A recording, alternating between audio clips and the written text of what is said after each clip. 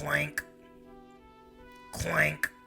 Bro, Luka is the worst defender of all time, and you cannot convince me otherwise. He's literally getting blown by every single possession. The Mavericks cannot win with Luka being the number one option.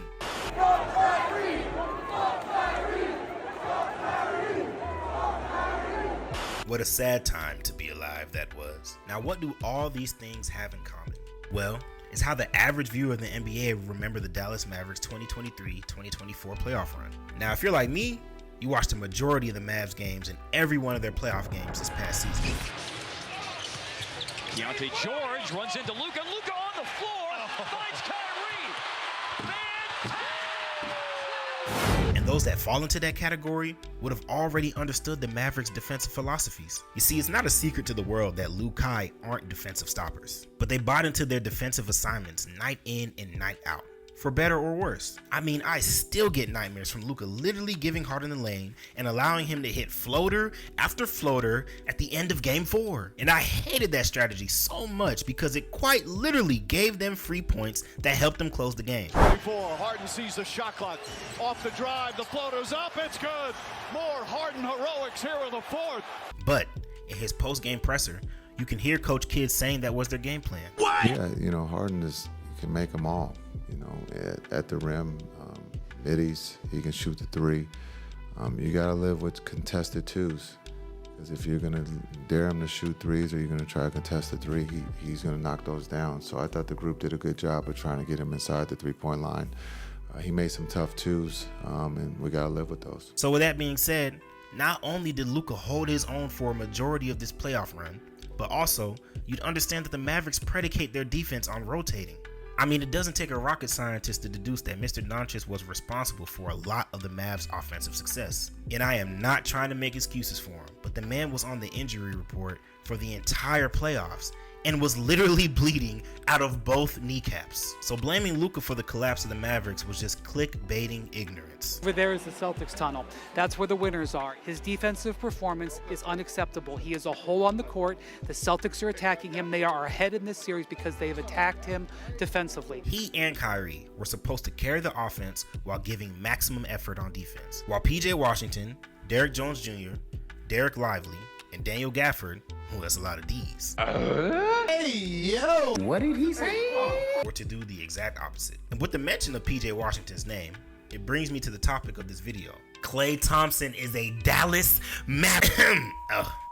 Sorry. Before the All-Star break, the Dallas Mavericks had a 32-23 record. And with them finishing the season as 50-32, that means the Mavericks ended the season with an 18-9 record. Now, I ain't no Jimmy Neutron, but that math sounds astounding. And trust me, this type of turnaround is not random. It's not a coincidence that the Mavericks went from a lackluster defense to the #1 rated defense in the last 20 games of the season with a 108.5 net rating. And in large part, it's due to the two big additions that they made at the end of the trade deadline, inserting Daniel Gafford and PJ, I'm standing on business, Washington, into the final. I'm standing on business. He's standing on business. I'm standing on. You see, what the Mavericks thought they were getting in Grant Williams was a 1-5 defender who can knock down some big shots and provide that competitive, Draymond-like spark to the team. But when that clearly wasn't panning out, the Mavericks sent Grant and a first-round pick to the shadow round. I mean the gulag. I mean hell. Oh God. Oh. Welcome to IG Double Hockey Sticks. I am your master now. There is your hell mattress. There is your hell toilet. And this is Jeremy, your only form of hellish entertainment. I mean the Charlotte Hornets, and in return, they received PJ Washington, which in hindsight was not a bad deal at all. I mean, the Mavericks desperately needed that pure athleticism from a wing that no other players on the roster could provide. And it didn't take long to utilize him. He was a starter from day one, and Luka was immediately throwing this man crazy lobs with looks of disbelief just all over his face. Another welcome to Dallas moment. Luka's grinning from ear to ear. Fast forward to the playoffs, and this man is a crowd favorite. He was standing on business from ESPN to towels all over the stadium. In a matter of months, PJ had already etched his legend status in the hearts of modern Mavs fans all over the world. So, how is it that his impact is still being overlooked? Since his arrival, I predicted that PJ will be a major X factor in Dallas. being so bold that I told my friends if he can just hit his 3-point shots, the Mavs would win the finals.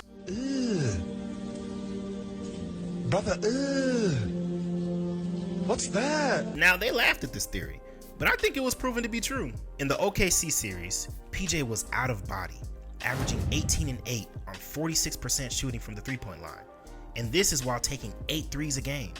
He literally turned into Klay Thompson for that entire series, and the Mavericks desperately needed it. Now fast forward to the NBA Finals, which I blame mostly on Kyrie Irving and the obvious white voodoo witchcraft of the Boston Celtics fan base, but regardless, congratulations. And PJ's shooting took a drastic dip. His numbers declined to 11 and 6, while only shooting 27% from 3 on 4 attempts a game. He literally turned into Grant Williams. And while 11 and 6 aren't awful numbers by any means, they weren't good enough for a Mavs team who desperately needed a third scorer to emerge. Lukai's energy was all spent, and unfortunately, their fusion just ran out of juice. And remember my text from earlier?